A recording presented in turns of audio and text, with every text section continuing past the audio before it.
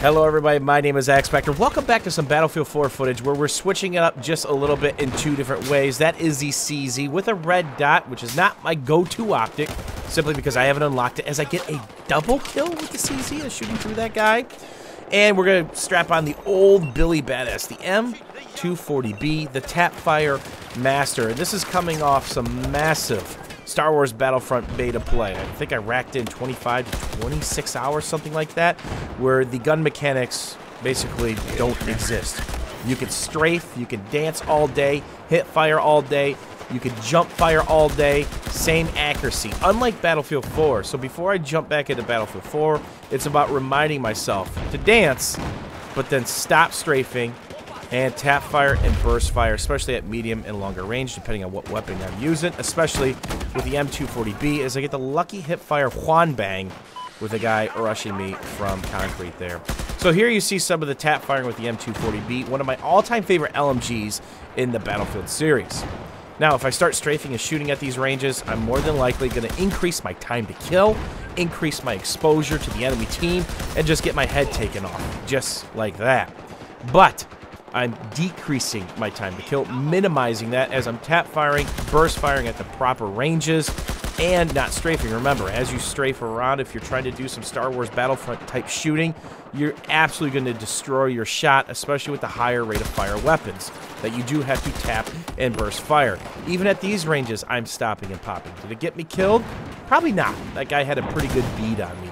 But you will see that I do dance at certain times when the enemy's close, or there are multiple enemies at multiple angles. I'm trying to buy myself time as I pick one to be able to flick to the other and start working him.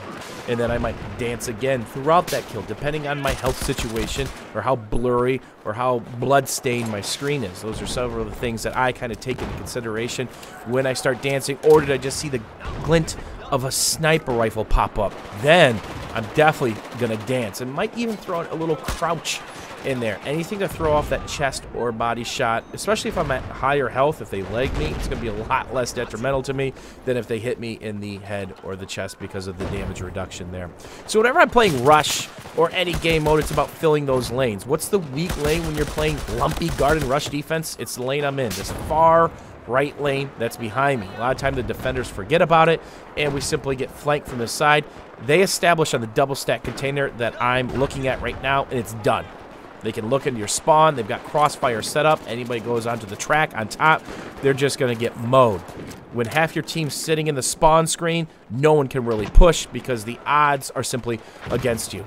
So when I'm playing Rush, it's all about throwing my body as many times as possible, picking 1, 2, 3, or 4 guys along the way, dying, rinsing, and repeating.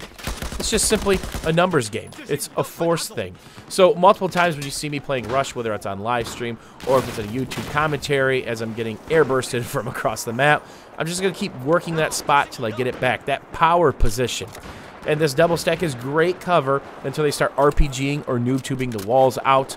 And it's a great spot to be able to actually flank them as they get set up and get caught on the bridge. Remember, they don't want to get caught swimming. They're more than likely going to take this bridge area. And you can just peek out, you can extend yourself out and just wreck them. Another thing you're going to notice is I changed my peek. Even if I'm not taking fire, I don't want to sit there for too long. That just makes me an easy target and a sitting duck, as a little bit of the airburst touches me up before the Ace 2-3 finishes the job with a quick revive right there. So sometimes you'll see me kill a peek, stop a peek before it's done, before I get my kill. That's simply, I think I'm going to get my head taken off, and it's better to stay alive in that position than completely getting wiped back and working your way out again. So this is pretty bad. That was a money revive. I'll never complain about revive. 20 revive me all day. That's better than nothing. So here I'm going to retreat back because we're losing the right side. We're losing the left side. The mini-map is actually full of bad guys, and there is the last thing I want to see. Where there's smoke, more than likely there's an Iron or V or Fleur. So I'm actually going to wait for that to clear up. And look at that! I got picked. That could have been the money flank right there. But that's all right. Got another revive. We're still up and standing. Look how powerful this position can be to the attackers or the defenders. You do not want to lose this, especially if it's your last MCOM. Most of these rush maps, it's about establishing and figuring out those power positions where you can really put the squeeze and pinch on the enemy team. Hopefully, you guys enjoyed this M240b Billy Badass gameplay. As always, guys, thanks for watching. Thanks for hanging out. And, oh, yes, this was during a booze stream. We'll see you guys soon. Take care.